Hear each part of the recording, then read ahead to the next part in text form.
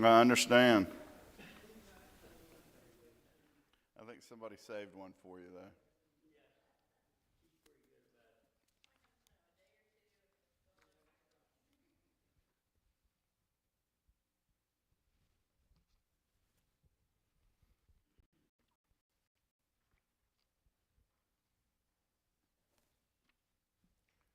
Well, good morning, everybody.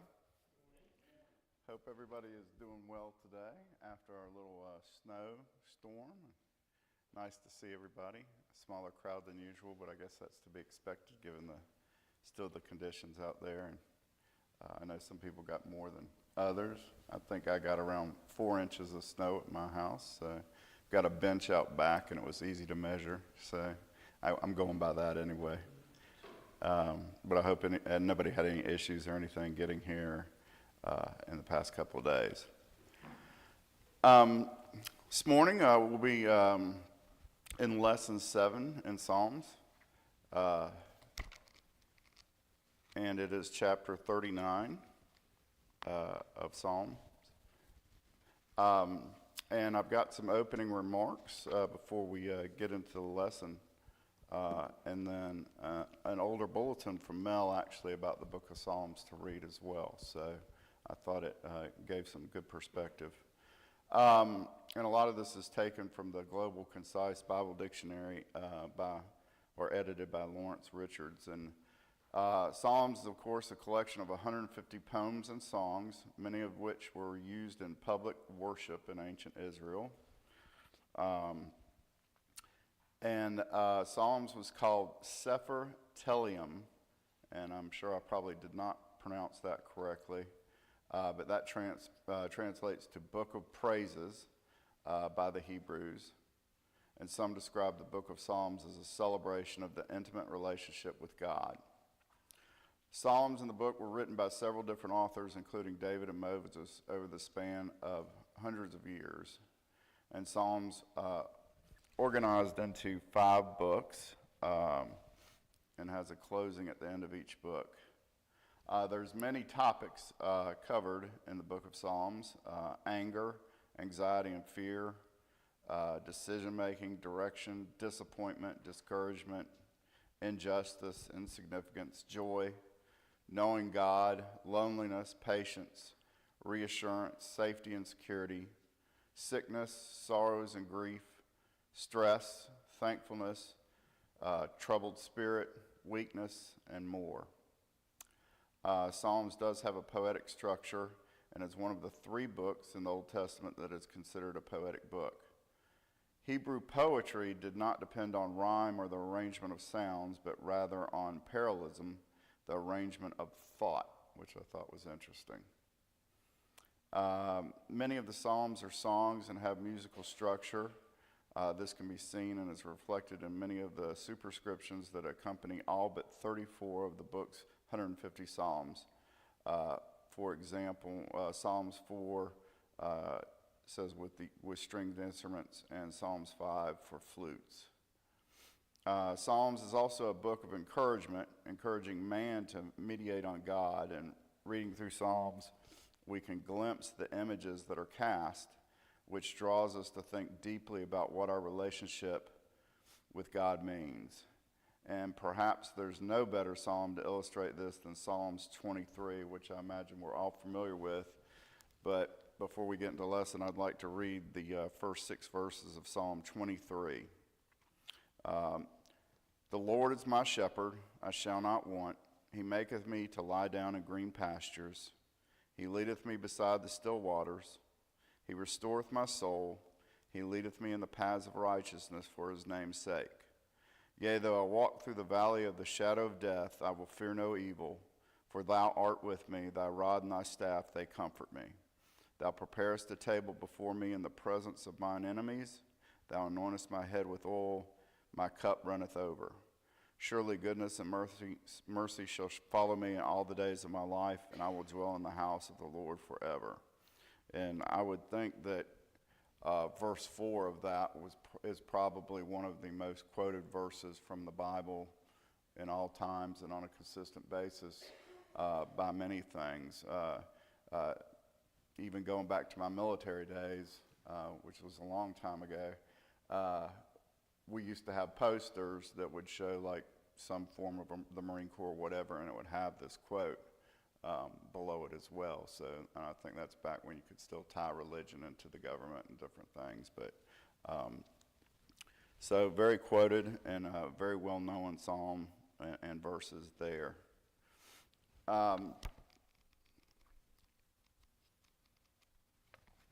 So Psalm 39, to the chief musician, to Jeduthun, I hope I pronounced that correctly. I don't think I did either. Okay, fair enough. Good. Thank you. A Psalm of David. I tried to say it real quick so maybe nobody would notice, but I said, I will guard my ways, lest I sin with my tongue.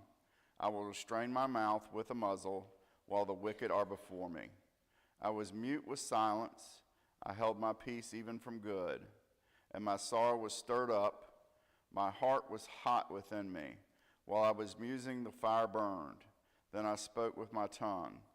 Lord, make me to know my end, and what is the measure of my days, that I might know how frail I am.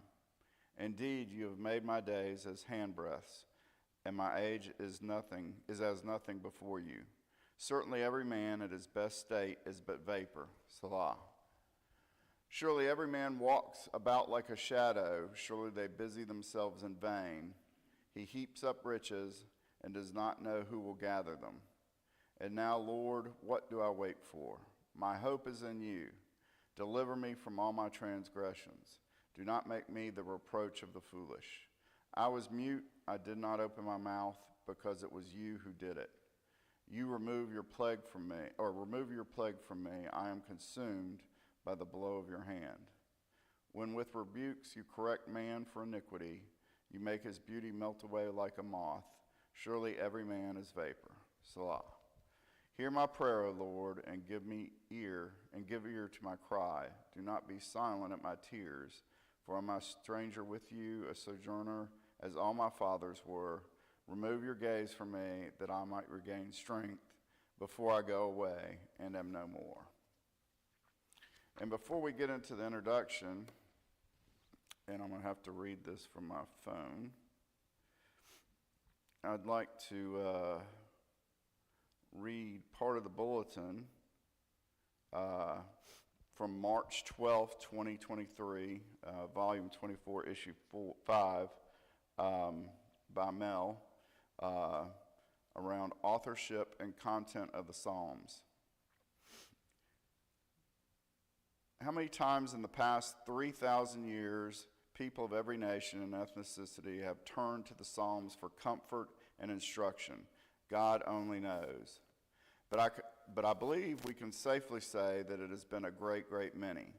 And whether it is for devotional purposes or serious study, a reading of the Psalms is always profitable. Yet many don't know much about them.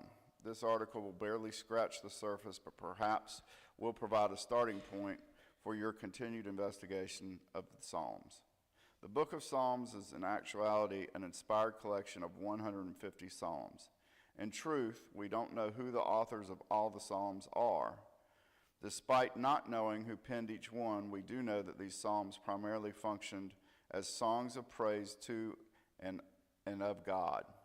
Admittedly, some of them are listed in the superscriptions as prayers, e.g. Psalms 17, 86, 90, and 142. But whether a song or a prayer, they beautifully represent a wide range of teaching and emotion that one will find themselves drawn to again and again. One author has astutely written, "The Psalms were to the ancient Hebrews what our hymns are to us today in our services of worship. In them are taught God's greatness and loving care, hatred of idols, the awfulness of sin, the Messiah and his works, forgiveness, confession, repentance, faith, judgment, holiness, etc." In other words, there is something in the Psalms for almost any occasion or action.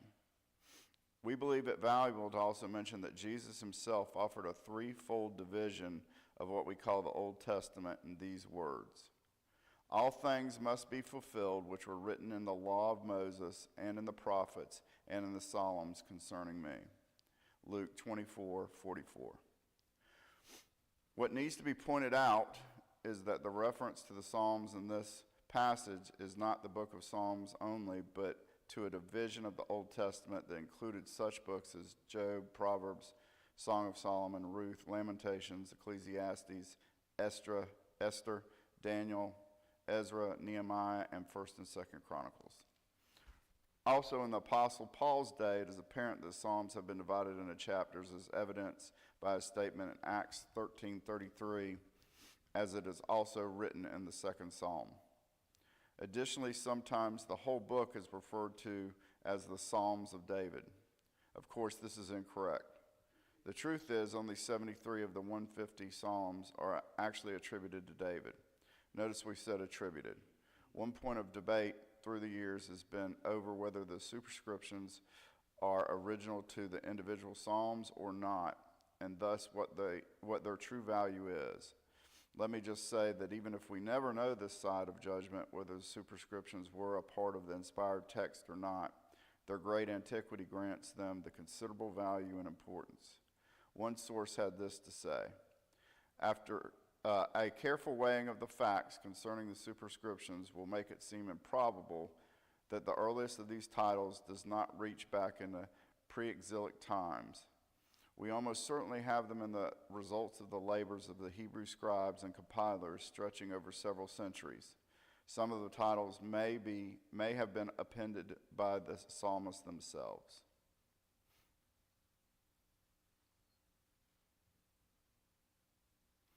Sorry, I had to change pages and blow it up. Likewise, I believe it is extremely important to remember that 73 Psalms attributed to David in the superscriptions, many of these we know beyond a shadow of a doubt that he did indeed write them because the New Testament says he did. Jesus ascribes Psalm 110 to David in Matthew 22:41 through 45. On the day of Pentecost, Peter specifically attributes Psalm 16 to David. In Romans 4:6 through 9, the Apostle Paul quotes part of Psalms 32 and says David wrote it. Later in Romans 11:9 through 10, Paul quotes a few verses from Psalm 69 and says David is the author.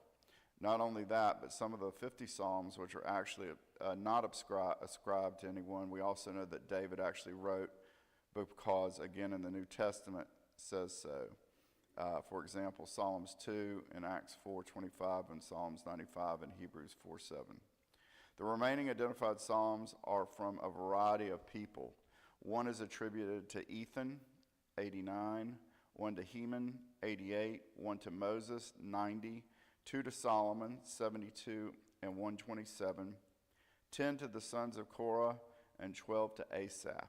The other 50 are, of course, unnamed. The book of Psalms, although not entirely penned by David, stands as an inspired treatise covering victory and defeat, joy and tears, sin and salvation. What a treasure trove of God-breathed consolidation and courage is available to those who say, like David, "Depart from me, all you workers of iniquity, for the Lord hath heard the voice of my weeping." Psalm 6:8. So I thought I would share that from a couple years ago. And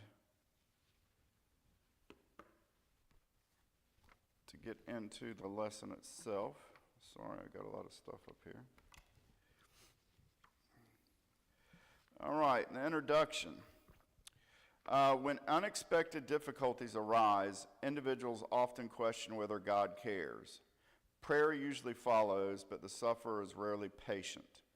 The one undergoing a trial tends to tell God what he wants and when he wants it, rather than trusting God's timing and wisdom. Nevertheless, words uttered in a moment of despair may seem powerless. Relief may seem far away.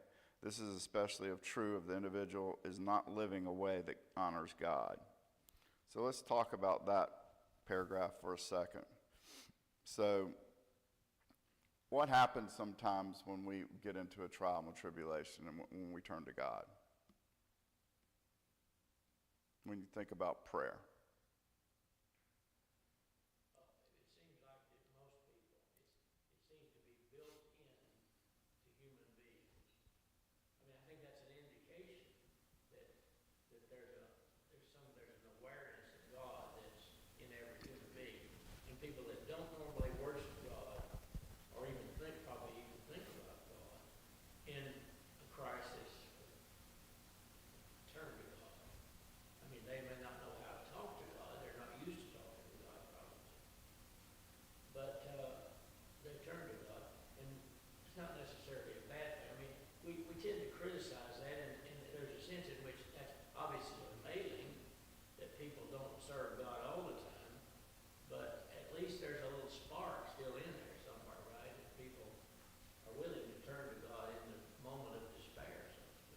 Absolutely, and I think a lot of times, thank you, Jim, that's a X and a Y conversation. And what I mean by that is, God, if you do X for me, I will start doing Y, right? And it's a future promise. Perhaps I'll start going to church, or I'll be a better person, or whatever the case may be. I'll quit whatever, right? So I think that's, a lot of times there's a deal almost to be made with God from a lot of people around things like that. Anybody else? Jim was talking, explaining his idea of thought. I thought they were saying, they're all the atheists and foxholes. Yeah.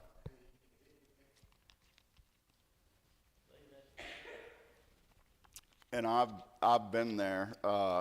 When we went to war, there was a lot of people that I would say were probably not religious. And we finally got to the stepping off point where we knew we were going to go into combat. Everybody, it seemed, was praying, right, and different things, and addressing God and somehow. And then, of course, when the war was over, I think a lot of that was dropped and forgotten, right, because they had made it through. So yes, that's a very old phrase, that no atheists in foxholes. So anybody else? Thank you, Doug.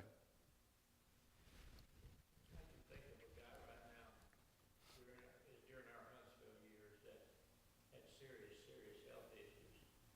And he turned to God.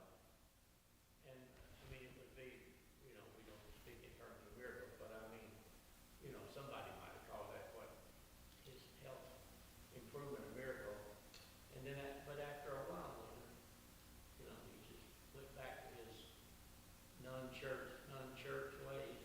It's just, how soon we forget, what God's done for us. I think you'll see throughout history a lot of this X and Y conversation is probably around health issues, right? Somebody gets cancer, or somebody is in a wreck, whatever the case may be, and they pray, and either when they start feeling better or it's past, right, they probably have quit praying at that point in time. Thank you. Anybody else? Yes, ma'am. Sometimes I think it's probably very frustrating too, when you really pray and you really want something to happen and it doesn't, but it's because God's timing. And years out later, you can see why it was better that whatever it was you were praying for didn't happen because of other things that transpired in between. And we're not aware of those things yet, right? We don't know those things are going to happen, right? But God does have a plan, and I think we forget that too often, right? So thank you. Yes, sir.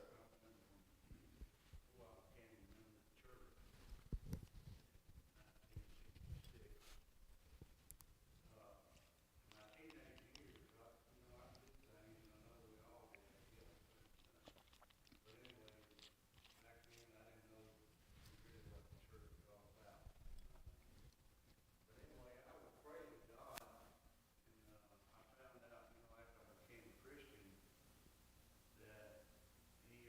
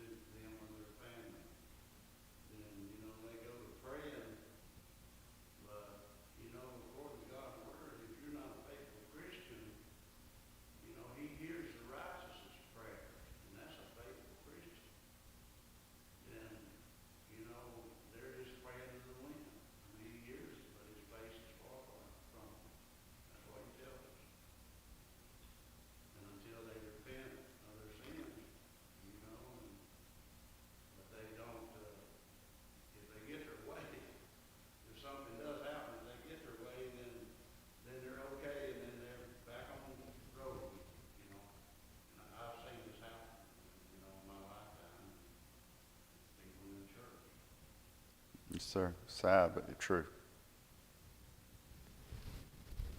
We, You know, I think that there are instances, I think maybe, you know, and this is not inconsistent with what Bill's saying, but, you know, there is a process sometimes that people go through seeking God and to know about God and to learn about Him and so on. And I think, you know, we see, for example, in the case of Cornelius, you know, the prayers that, even though he had not fully come to God, worship, yet God honored this good man who was seeking to serve Him and know more about Him. And that, you know, none of us just sort of come to God, and most of us don't, looking through history, come to God in an instant in time. And I would say there's sort of a process that I think God would honor, and not necessarily answer. I mean, I agree fully with what we all said, but, you know, God doesn't maybe answer the prayer that we're saying per se, but He may honor the fact that we're seeking Him. You know, I mean, we're promised to, you know, seek and you'll find, and so on. And so that's probably could be part of the process that God will honor, you know, whether He answers that prayer per se or not. and kind of what are we praying for? Are we praying for the right things too, right? Well, that's it. Yeah. So, thank you.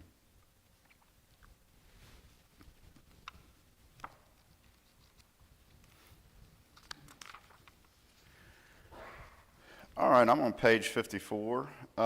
It's possible that David felt this way when he wrote Psalm 39, but instead of accusing God of desertion, David believed God was involved in his suffering. After asking God for deliverance from his transgressions, verse 8, he petitioned, "Remove your gaze from me, that I might regain strength before I go away and am no more." Verse 13. Tears flowed, strength failed, God's mercy was as great as need, but was God listening?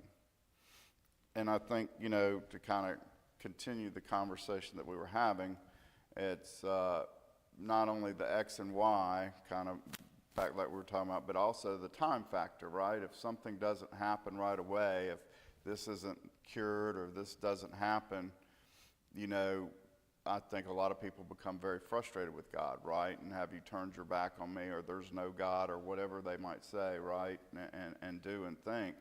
But it's not always going to happen instantaneously or overnight. And I think Winnie pointed that out with a good point earlier. You know, and sometimes it doesn't happen, but for a reason we don't know, that is for our betterment, right? Any comments around that?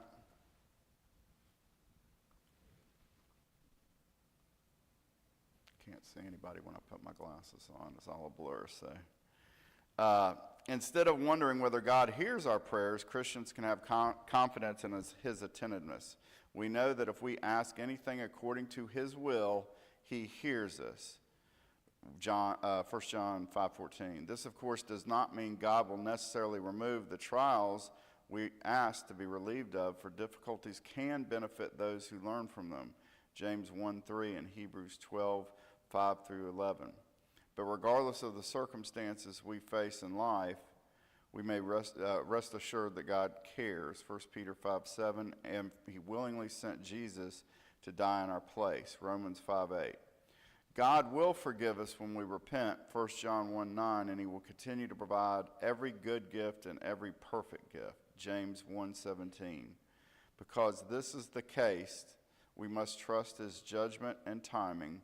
As David reveals in our lesson text, this requires self-control, self-awareness, and patience. And you know, what's the kind of the old adage or the old saying or an old saying, and I'm probably not going to get this right, but if you're a Christian and you're not suffering or not being persecuted for those beliefs, then are you being a good Christian? And I know that's not exactly it, right? But I hope that makes sense. And I think about that too, right? So there's some things that we need to bear and go through, and whether it's, you know, for a lesson learned or whether it's us pleasing God, then we just need to do it. And it's hard to know those things, and it's hard to endure those things, but it is a fact of life. And you think about around the world, I mean, we've got it so good here in the U.S., right? Where we're not really persecuted like so many people around the world in times past and in present day. You know, when we went over to Saudi Arabia, we weren't supposed to even bring a Bible with us. And of course, almost everybody disregarded that, but at the same time, we weren't supposed to do that. There was a lot of things that we weren't supposed to do or have or say or act while we were in a predominantly Muslim country. You know, like I said, a lot of people disregarded that fact. I know I did. When boot camp, we got a little pocket Bible and a camouflage cover, and I had that and carried that. I don't know what happened to it after I got out, but it was meant to put in your shirt pocket or a pocket, and I think almost everybody had those with us. Help me keep silent. It's not always easy to remain silent. This is especially true if we believe that we have been mistreated. The patriarch Job felt this way and called for the opportunity to plead his case before God. Job 23:3-7. Although he was used to men listening to his wise counsel, his wisdom did not compare to the Lord's. When he eventually realized this, he reversed course and declared, "Therefore I have uttered what I did not understand, things too wonderful for me, which I did not know." Job learned the importance of trusting God in the midst of suffering. This is a lesson David also learned. Excuse me. As the psalm begins, David describes his effort to avoid singing with his mouth. Revealing his internal struggle, he wrote, "I said, I will guard my ways, lest I sin with my tongue. I will restrain my mouth with a muzzle, while the wicked are before me." Psalm 39:1. His statement is particularly revealing, for it indicates David's awareness of how the words of God's people influenced outsiders. Whether or not he felt that his circumstances were unjust, he refused to openly complain to his enemies or accuse God of wrongdoing. Doing so would have given outsiders a reason to doubt the goodness of God to his servant, something David did not want to do. And let's stop right there for a second. What are some thoughts around that? I mean, I think that's, you know, thinking through his actions, David still wanted to bring people to God, right? And to openly be critical of God. You know, if this person is a Jew or a Christian in our case, and we're being critical of God or critical of the church out in public or to our friends or coworkers or whatever, do we think that we ever have a chance of getting them to come to church and potentially be saved? I would say no, right? Exactly. And we see so many people that profess to be, you know, a Christian or a good person and a person of God, so to speak, and the way they outwardly live their life, not even privately, is just abhorrent, right? And it's very apparent that, and I'm not saying, you know, Church of Christ necessarily, but I'm sure there's some in the Church of Christ that do as well. But you know, I've had coworkers that have little Bible verses cut out and put on their computers and their desk and all around, and you know, have a license plate that says something semi-religious or whatever, and yet literally they are some of the worst people I've ever met, right? And I hate to say it like that, but I mean, they are. The way they treat others, the speech that they use, other things that they do, whether it's alcohol or drugs or things like that. And, you know, anybody have any other comments around that? All right. As individuals who are to be the light of the world and joyfully draw others to God, Matthew 5:16, we must learn from David's hesitancy. Paul encouraged Christians along this same line when he told the Philippians, "Do all things without complaining and disputing, that you may become blameless and harmless, children of God without fault in the midst of a crooked and perverse generation, among whom you shine as lights in the world. David's decision to refrain from complaining about his situation before his enemies was the right one, but he allowed his silence to go too far. Although he correctly avoided speaking negatively to outsiders, he also avoided saying anything good to them. Psalms 39:2. This likely contributed to his dismay, for David recognized his refusal to speak to his enemies for good was a grave error. His mistake was not in what he said, but what he did not say. His silence exasperated his sorrow. So I think about that too, and I think it's just the opposite of what I just said about the other, right? You know, we should never be critical of God or the church. But also, if we're not opening our mouths, if we're not talking to people, if we're not inviting people to church, if we're not, reading the Bible and discussing it so we can defend and make the argument for Christ and Christianity, then we're not doing the right things either, perhaps. How do y'all feel about that statement? David, I've had a concern through the years, some of the, like Brotherhood papers and so on, the way that some of our preaching brethren have spoken of others in their arguments and so on, other Christians, other preachers and so on. You think these were they're talking about the lowest form of humanity, and Jesus promised in Matthew 11 to give rest from the burdens and so on.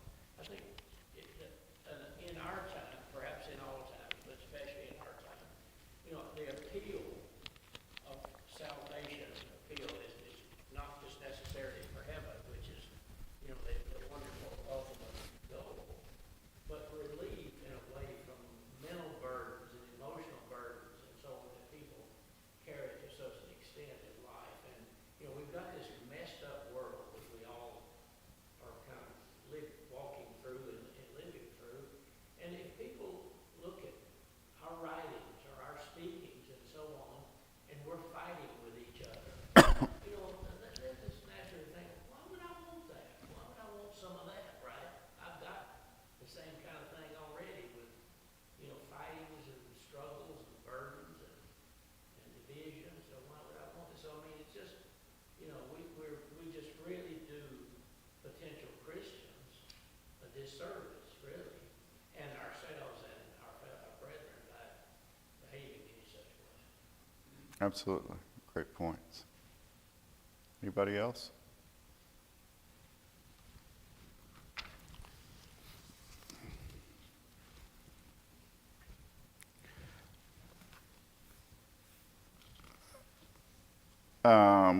When David's emotions boiled over, he could not contain his words.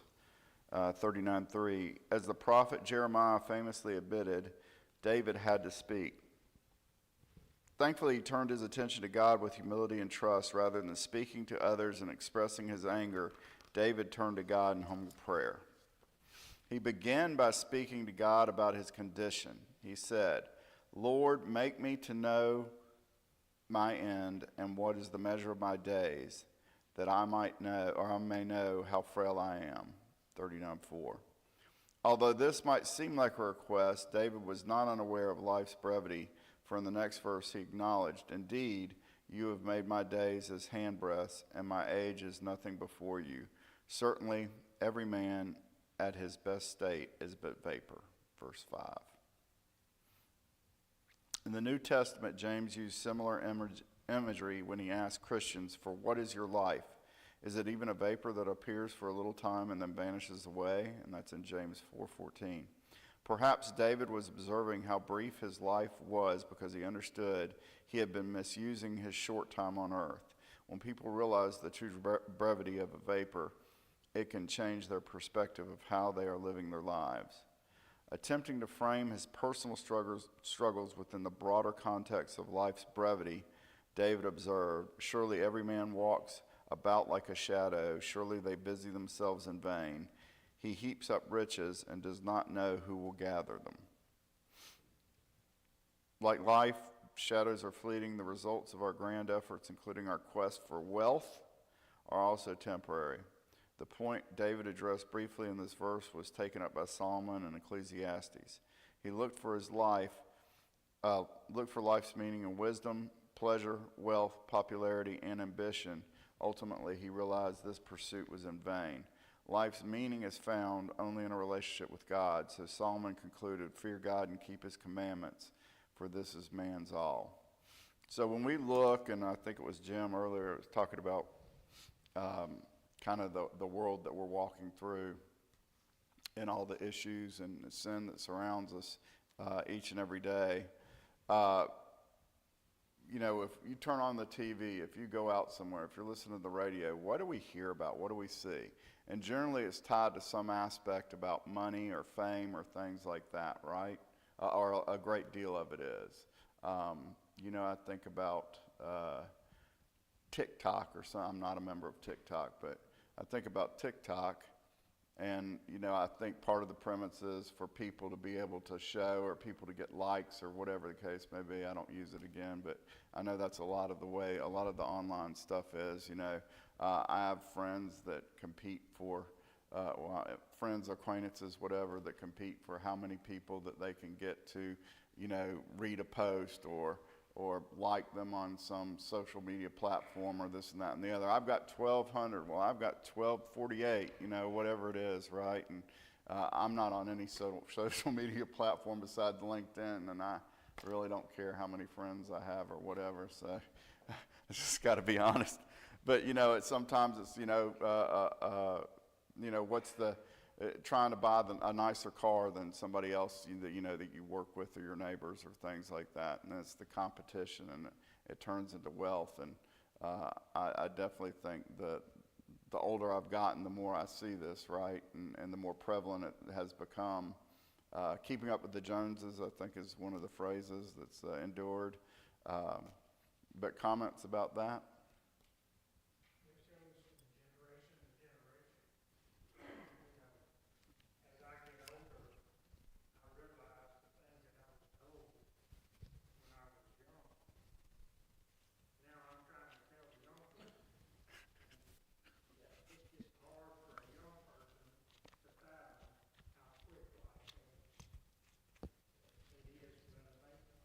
Yes, completely agree.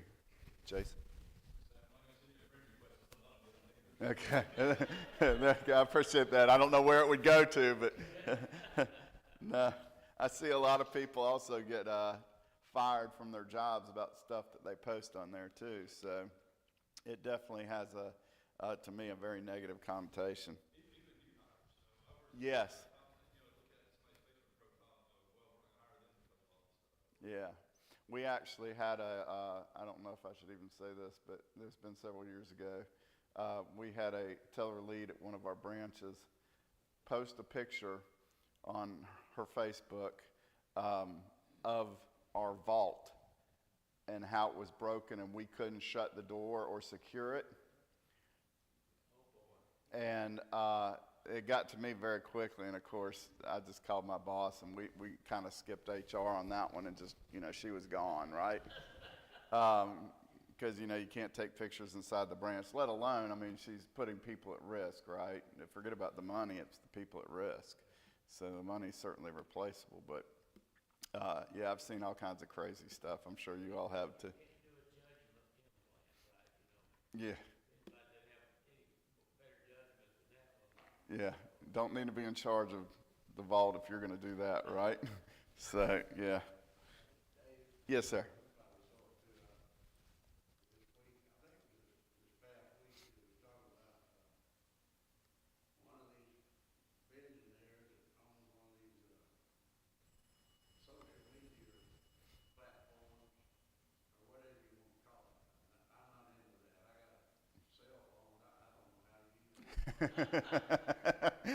I understand.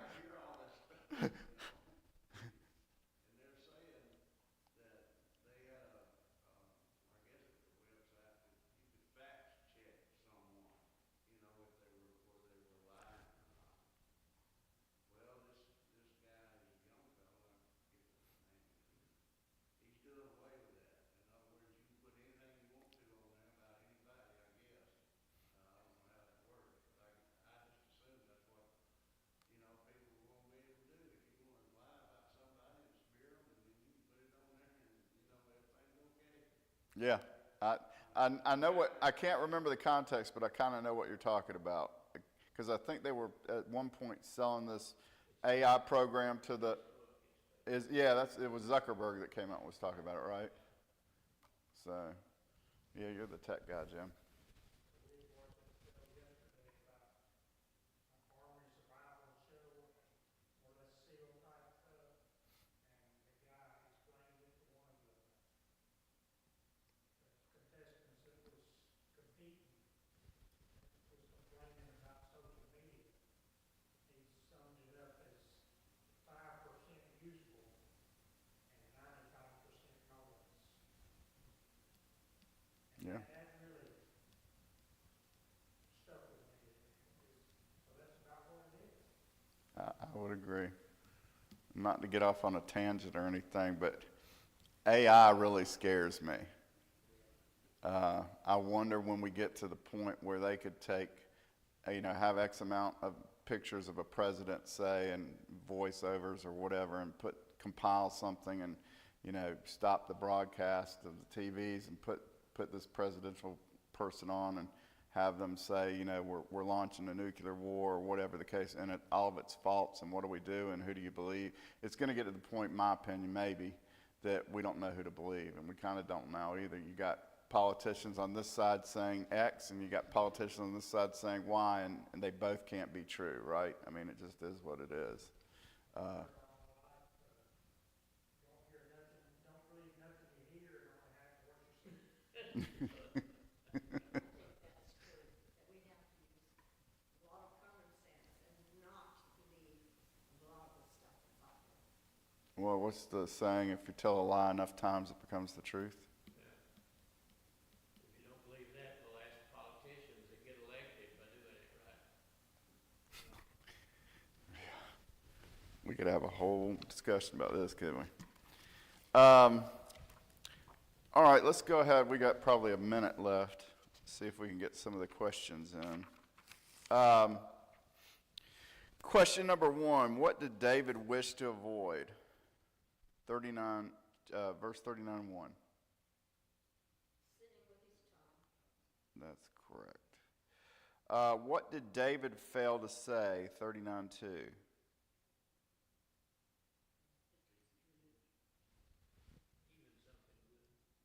Even something good.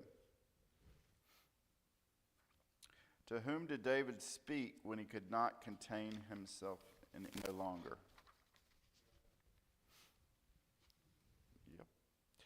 Yep. To what did David compare his days? I put hand breaths and vapor. What did David say men do in vain? Heap up riches. What did David seek deliverance from?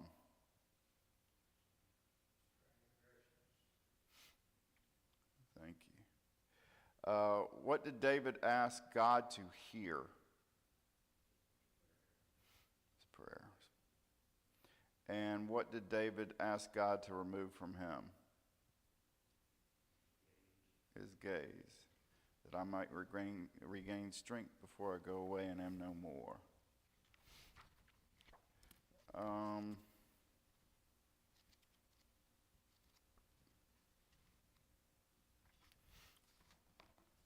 Any other comments or questions from anybody? Well, thank you very much. Thank you for your participation. I appreciate the opportunity to get up here and talk. Hopefully I didn't talk too much. Absolutely.